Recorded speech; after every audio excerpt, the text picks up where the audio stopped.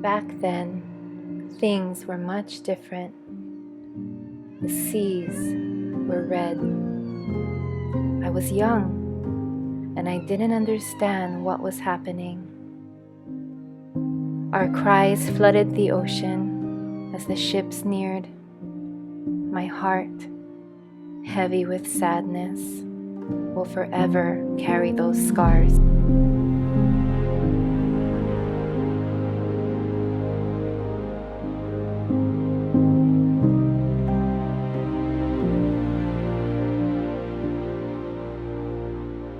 My generation also witnessed a miraculous shift when a movement began, a protest to protect us. All around the world, individuals came together in Lokahi to stop our slaughter. They recognized the truth of nature and collectively worked together, and our numbers slowly began to increase.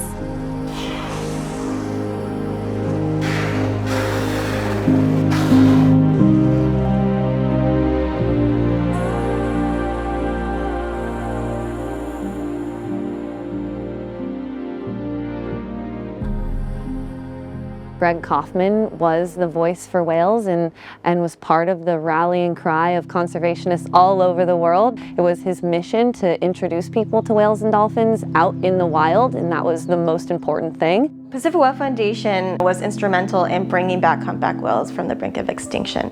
Greg was a true visionary. He created Pacific Whale Foundation, a 501c3 nonprofit, and he also created Pac Whale Eco Adventures, a wholly owned for-profit subsidiary that provides stability and flexibility for the nonprofit. And he revolutionized what we now know as marine ecotourism. And I remember the day that Greg sat down in the chair in front of me and looked me right in the eye and said, "Blake, I'm not interested in running a boating operation." And when you hear a naturalist who is standing on their platform and talking about environmental issues in a way that's face to fin with these animals, I just think that's incredibly impactful and something that's really hard to match. We almost have a due diligence. We're indebted to these animals to advocate for them. And it's a privilege to be working with Pacific Whale Foundation because we are given that opportunity to bring people out there and connect to the wilderness. Whale watching in the Maui archipelago is quite unique because this is their mating ground for the humpback whales of the North Pacific. About 60% of humpback whales in the northern feeding grounds do return to this island chain for nursing and for mating, which makes this one of the most studied and celebrated humpback whale habitats on planet Earth. I think I take the most pride and joy in doing what I'm doing is to teach people about wildlife, that we protect what we love what we understand, and that's, I think, where I have the biggest joy, is just connecting people with nature. Some people actually get really emotional and would cry when they see whales for the first time, and being able to be part of that, I think, is why we see it as a passion more so than a job. Whoa, look, I think we're falling down.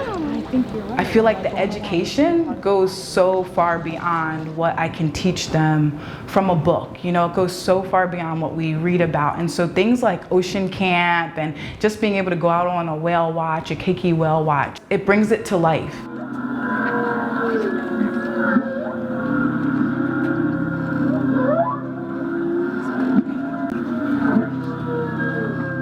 But also to see a calf breach and to think, I want that calf to come back. I want that calf to be alive. You know, my kids say it all the time. I wonder if that was the same whale. You know, I wonder if that was the same baby we saw last time. It just makes a connection for them that's going to make a lifelong impression. Whale watching can be a very exciting experience. If you have never seen a humpback whale before, you're going to be confounded by their power and their size. it can be a catharsis that always returns, dividend after dividend.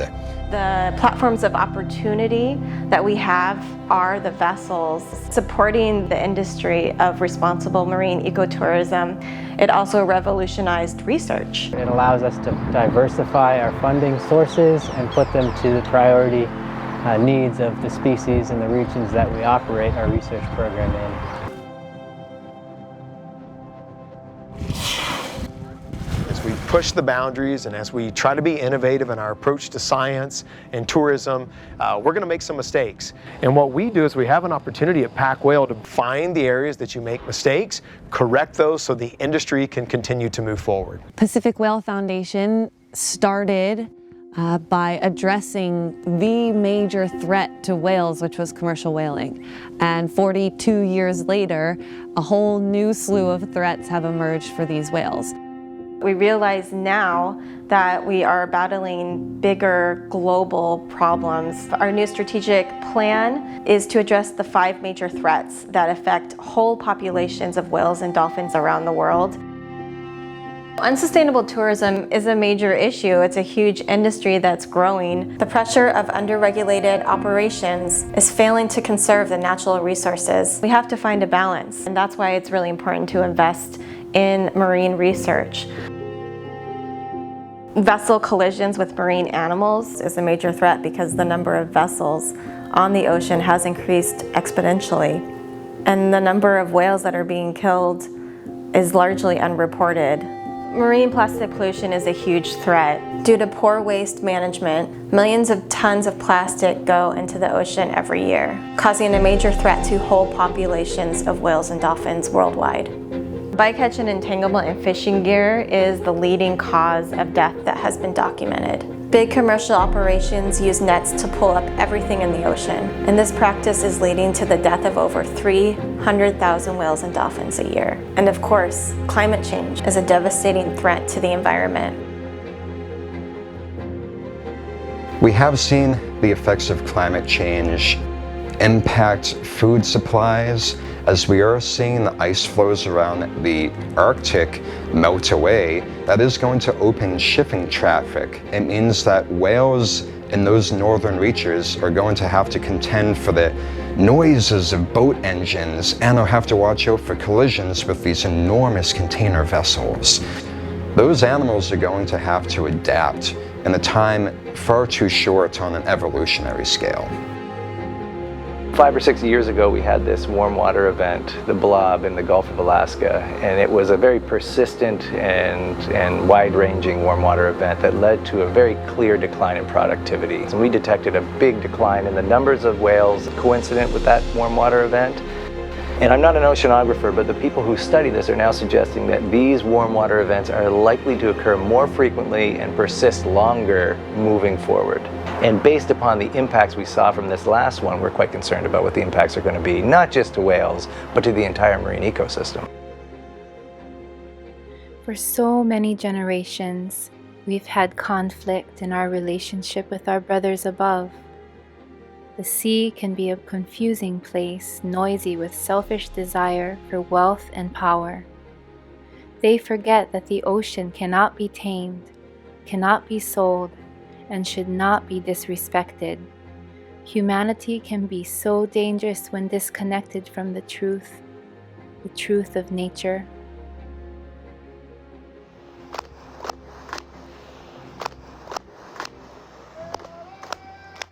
Hey ala kala hika hikina hikamuana. The chant ALAA was created on the island of Kaho'olawe in the late 70s. Activists were there protesting the bombing of Kaho'olawe. And they created this chant to tell us to arise, awake. Today is a new day. It's a day to make better decisions, do what's right for our people, do what's right for our land. In the canoe, every stroke you take is the stroke of your kupuna. Being connected with our elements is what is going to make us realize that we need to take care of it. we need to take care of each other, we need to take care of our land, we need to take care of our ocean, because we are all connected. It's about being in the moment.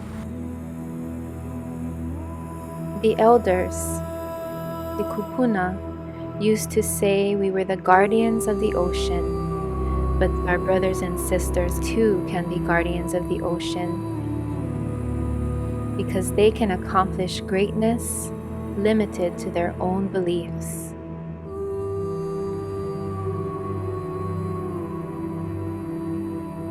When you surf, you have to feel the ocean underneath you, and you're basically trying to catch that rhythm. You're part of the whole process. That's why inclusion is really important. Everyone has their own beliefs, but once you put everyone's beliefs together, understanding different culture, how they see different things, you might just come up with the best solution.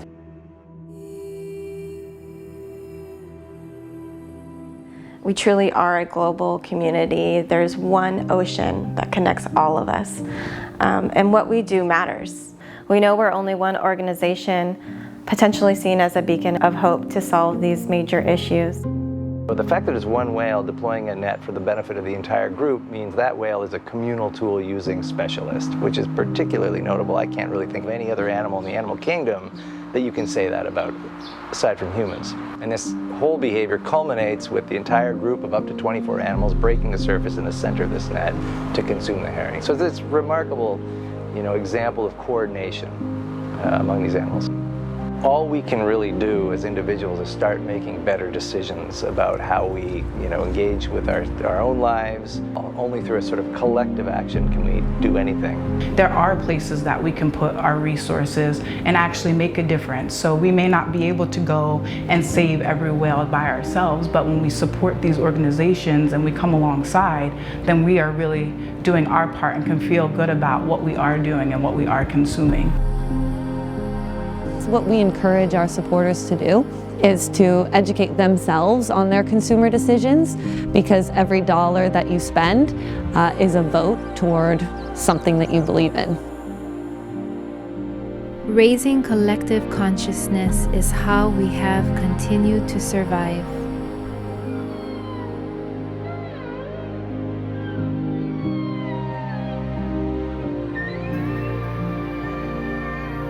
I think it's really important that we bring young children into that piece early on, and is why I've brought my daughter to work and shown her some of the whales and dolphins that we're studying and working to protect, to ensure that the next generation is aware of the issues, but is also given a fighting chance to make sure that they can carry on the legacy of many organizations and many people to continue to reverse the trend of populations in peril.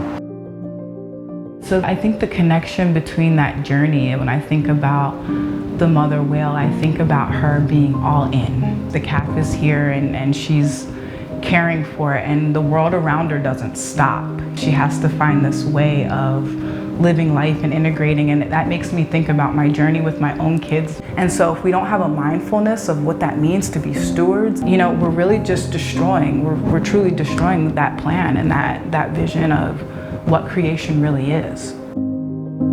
Completing an unfeasible journey isn't easy, but it is possible. Use your talents to inspire. Everyone is an activist if you act. It starts with a vision.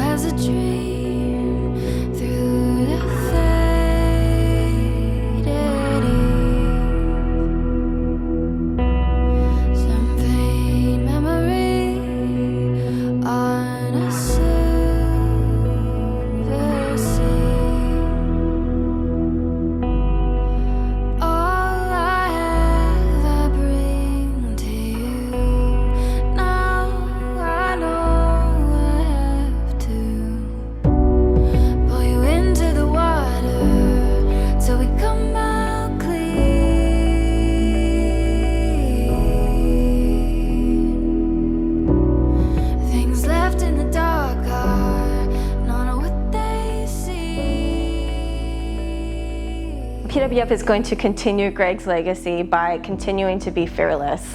And so I think Greg would appreciate that. He was always rooting for the small guy, right? The underdog.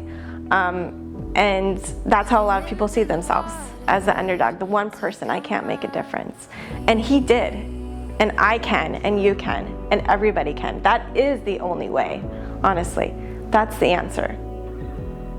The future for all life on Earth will be determined by what we do now. This planet is the one thing we all share, and we must not take its majesty for granted. Instead, we must remind ourselves, for the sake of our children and all who follow, of our kuleana, our responsibility to hold it in trust. The earth is irreplaceable. Our desire to cultivate and nourish our relationship with it should be equal in importance to our efforts in exploring other planets. This is our home. It is where we come from, and so much of it remains for us to explore. If we could all find a way to see ourselves amongst the stars in this unique and beautiful ocean world, perhaps we would be easily reminded just how special and unique this home of ours is, and exactly why it is our duty to preserve and protect it.